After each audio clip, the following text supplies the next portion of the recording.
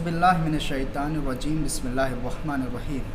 अस्सलामु अलैकुम वरहमतुल्लाहि वबरकातुहू। नाज़रीन, जैसे कि मुमिनीन हमने पहले वीडियो में आप तमाम मुमिनीन की खिदमत में पेश किया था कि वज़ू के शराइत क्या क्या हैं। आज मेरा मौजू है मुमिनीन कि वज़ू के अज्ज़ा क्या हैं और उनमें वाजिबात क्या है, और इन सारे की तफसील जितनी है वो हमारे साथ हमारे मेहमान सैयद सुलेमान अली साहब बयान करेंगे। आप इंशाअल्लाह उसको आप तमाम मोमिन सुनेंगे। अस्सलामु अलैकुम वरहमतुल्लाहि वबरकातुहू। अलैकुम अस्सलाम वरहमतुल्लाहि वबरकातुहू। आगा साहब, एक सवाल ये है कि वज़ू के अज्ज़ा क्या क्या हैं, यानी कौन कौन से उसके जुज़ हैं और उसमें वाजिबात क्या क्या हैं, कौन कौन सी चीज़ें वाजिब हैं वज़ू में? जी वज़ू के अज्ज़ा जो हैं वो सबसे पहला जुज़ जो है वो चेहरे का धुलना, और उसके बाद दोनों हाथों का धुलना, यानी कोहनी से लेके उंगलियों के सिरे तक, और उसके बाद सर का मसा और दोनों पैरों का मसा। ये है अज्ज़ा। ये इनको अज्ज़ा कहते हैं। इनको अज्ज़ा कहते हैं, वज़ू के अज्ज़ा। जैसे नमाज में अज्ज़ा होते हैं, इसी तरीके से वज़ू में अज्ज़ा हैं। अच्छा। वज़ू के अज्ज़ा कौन से? चेहरे को धुलना, दोनों हाथों का धुलना, कोहनी से लेके उंगलियों के सिरे तक, सर का मसा, सामने सर का मसा, हिस्से का मसा, दोनों पैरों का मसा। अच्छा, ये अज्ज़ा हैं। अच्छा, ये तो अज्ज़ा हो गए। लेकिन अगर साहब बहुत सारी ऐसी गलतियां हो जाती हैं वज़ू में, हमको ये जानना है कि वज़ू में वाजिब चीज़ें कौन कौन सी हैं? जी, इसके हर जुज़ में चंद वाजिबात हैं।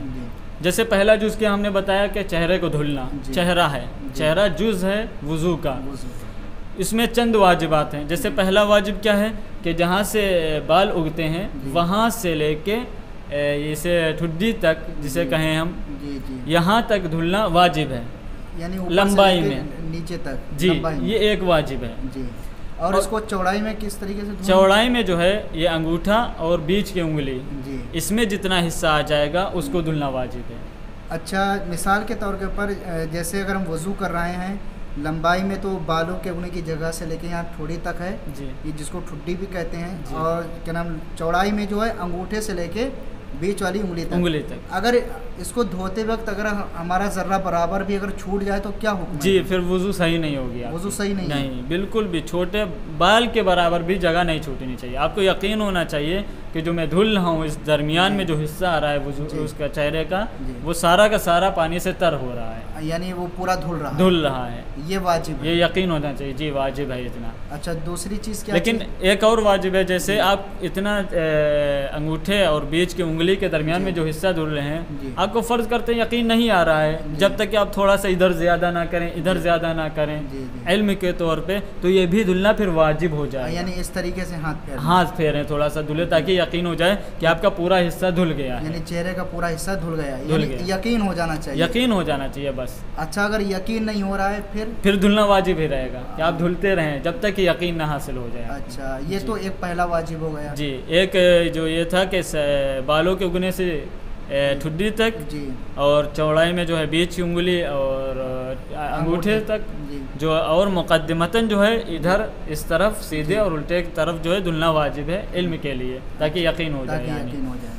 और ज़ाहिरी बशरे को धुलना वाजिब है, यानी कोई हाजिब नहीं होना चाहिए। कोई चीज़, कपड़ा वगैरह लगा लिया, कुछ भी लगाए, फिर जो है वज़ू नहीं हो सकती। वाजिब यह है कि बशरे को धुला जाए, यानी जिल्द को धुला जाए, यानी जो चेहरे पे जो हमारी खाल है जी उसको तर किया जाए, इसको तर होना चाहिए। ये वाजिब। एक और वाजिब है, वो है कि ऊपर से नीचे की तरफ होना चाहिए। अच्छा जी, यानी नीचे से ऊपर की तरफ नहीं होना चाहिए, यानी हमने पानी लिया नीचे से आप धुल रहे हैं, इसमें ऐसे इस तरीके से नहीं हो सकता। हाँ, पानी नीचे से डाल सकते हैं, फिर ऊपर से ऐसे धुल सकते हैं हाथ से, लेकिन आपका हाथ नीचे से ऊपर की तरफ धुलने में नहीं जाना, यानी हम ऐसे पानी लिया और इस तरीके से ऊपर फेर रहे हैं। हाँ, इस तरीके से नहीं होना चाहिए जी, इसलिए धुलना जो है ऊपर से नीचे की तरफ होना चाहिए। ये वज़ू के एक जुज़ है जिसे चेहरा कहते हैं, इसमें ये वाजिबात है। अब हाथों में आते हैं। हाथों में क्या वाजिब है कि आप कोहनी से लेके उंगली के सिरे तक धुलें, ये सारा वाजिब है हिस्सा। कोहनी से उंगली के सिरे तक पूरा का पूरा धुलना वाजिब है, ये एक वाजिब। दूसरा वाजिब ये है कि आप सिर कोहनी से शुरू करें और उंगली के सिरे तक जाएं, ना कि उल्टा। यानी हम जो पानी लें तो यहाँ कोहनी के ऊपर से डालें? जी, कोहनी से धुलें। हाँ, कोहनी से धुलें जी, ना कि हम इसे उंगलियों से ऐसे नीचे से धुलते हुए जाएं, बल्कि ऊपर से धुलेंगे इस तरीके से। अच्छा, यहीं के ऊपर आगा साहब ये क्या नाम हाथ धुलने की बात आ गई है, ज़रा ये बताएं कि अगर हाथ में अंगूठी है तो फिर किस तरीके से? जी, अगर अंगूठी है कोई मसला नहीं, या तो आप उतार दें उसको जी, और अगर पहने रहते हैं, नहीं उतारना चाहते हैं, तो आप उस जगह तक अंदर तक पानी पहुंचा दें, यानी अंगूठी को हरकत दे दें और अंदर तक पानी पहुंचा दें, कोई हर्ज नहीं है। अच्छा, मिसाल के तौर के ऊपर जब हम हाथ धुल रहे थे जी, तो अंगूठी को ना हमने उतारा और ना ही अंगूठी को हमने हरकत दी, ना ही हिलाया, जी, हमने वज़ू कर लिया पूरा कंप्लीट। जब बाद में हमें आके हमने सोचा चलो देखें, जब हमने उतार के देखा तो पता चला अंगूठी के नीचे वाली जगह तो सूखी है। सूखी, हाँ, वज़ू आपका सही नहीं होगा, वज़ू सही नहीं होगा, दोबारा से आपको वज़ू करना होगा। यानी पूरे कोहनी से लेके उंगली के सिरे तक जी, पूरा का पूरा धोना वाजिब है? पूरा का पूरा सारा धुलना वाजिब है, कोई भी हिस्सा छूटना नहीं चाहिए, ये वाजिब है। इसमें क्या है कि कोहनी से और उंगलियों तक धुलना है। दूसरा वाजिब ये है कि अल-आला फल-आला होना चाहिए। अच्छा, यानी ऊपर से नीचे की तरफ जी, ऐसे सिरे से ऊपर से नीचे की तरफ जाना चाहिए। उल्टे हाथ में भी इसी तरीके से। और तीसरा ये है कि बशरे को धुलना है, यानी जिल्द को, कोई और चीज़ नहीं ऊपर आपने रख रखी है उसके ऊपर धुलने हैं। अच्छा जी, बशरे को धुलना है। और अब इसी तरीके से तीसरा जुज़ है जिसे कहते हैं सर का मसा। सर का मसा आप वाजिब है कि वुज़ू के जो बलल जिसे कहते हैं, यानी जो तरी जो है वो बची है, उसी तरी से ही करना है, ये एक वाजिब है। अच्छा, यानी अगर हम अलग से लेना चाहें नहीं हो, फिर आपके मसा सही नहीं होगा। नहीं होगा। जैसे मिसाल के तौर पर हम मसा करने जा रहे हैं, पता चला ये हमने ऐसे हाथ पोंछ लिया किसी कपड़े में जी, अब हम कर रहे हैं उसमें तरी बाकी नहीं थी, हाँ, और हमने मसा कर लिया, नहीं होगा, आपका मसा होगा ही नहीं, क्योंकि तरी होना चाहिए वुज़ू की। अब वो मसला अलग के है कि अगर आपका सूख गया है तो आप अपनी दाढ़ी से ले सकते हैं, वो अलग का मसला है। लेकिन अभी ये है वाजिब कि आप जो है उसी तरी से वुज़ू के मसा करें। आप दूसरा पानी नहीं ले सकते, आपने दूसरी जगह पानी में हाथ डाला और अपने हाथ को गीला कर लिया और फिर मसा कर लिया, नहीं हो सकता है, ये एक वाजिब है। और लेकिन तीन वाजिब हो गए। जी जी, और लेकिन इसमें यह वाजिब नहीं है कि जो इसमें मुसम्मा वाजिब यह है कि इतना आप मसा करें कि लोग कह सकें आपने मसा किया है, मुसम्मा जिसको कहा जा सके। हाँ, जब हम मसा कर रहे हैं तो लोग कहें कि हाँ ये मसा कर रहा है, बस काफ़ी है, यही इतना वजूब है, इतना ही वाजिब है। अच्छा, मसा हम 3 उंगली से करें या पूरी हथेली से या 1 उंगली से? 1 उंगली से भी काफ़ी है, 2 उंगलियों से भी काफ़ी है, 3 से भी काफ़ी है, 3 से मुस्तहब है। बस वाजिब है कि कहा जा सके मसा कर लिया है, आप 1 उंगली से भी कर सकते हैं। अच्छा। अलबत्ता अंदर बशरे पे होना चाहिए। अच्छा, ज़रा अगर सब ये बताएं, सर का मसा जैसे कर रहे हैं वो हमारे बाल हैं बड़े बड़े, हाँ, अब देखिए हमने ऊपर से ऐसे हाथ फैल लिया, हाँ, नहीं होगा। अगर आपके बाल एक तरफ से दूसरे हिस्से को ले रहे हैं, यानी छोटे नहीं है बड़े हैं, आप इस तरफ से जब ऐसे मांग निकालेंगे तो दूसरे तरफ बाल चले जाते हैं, तो ये जो बाल होते हैं इसी हिस्से के नहीं होते हैं, वो तो दूसरे हिस्से के होते हैं, इसलिए वजू नहीं हो सकता है। यानी बालों के ऊपर से अगर मसा करें तो नहीं हो सकता।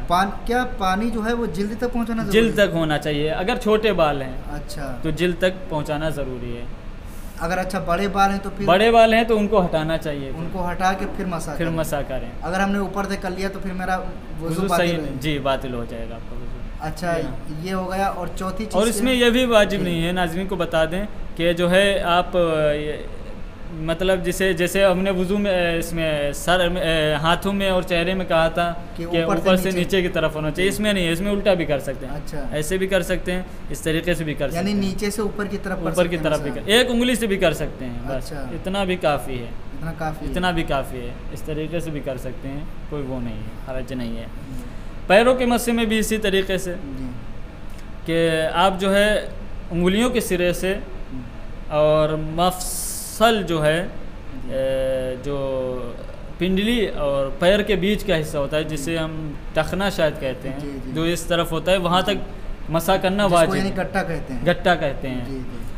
और ज़रूरी नहीं आपका जो है इस सिरे से, उंगलियों के सिरे से गट्टे तक हो, बल्कि उल्टा भी कर सकते हैं। उल्टा यानी कैसे? यानी आप इस तरीके से ऊपर से नीचे की तरफ, यानी ये जो पैर की जो उंगलियां हैं जी, ये जैसे मिसाल के तौर पर ये टखना है जी, टखना। अब यहाँ से हम नीचे की तरफ कर सकते हैं। जी जी जी, यहाँ टखना, बल्कि ये कुब्बा कहते हैं इसे, कुब्बे तक सिस्तानी साहब के नज़दीक काफ़ी नहीं है, बल्कि अहवत वजूबी ये है कि जो इस तरफ एक गट्टा जिसे कहते हैं, वहाँ से लेना चाहिए।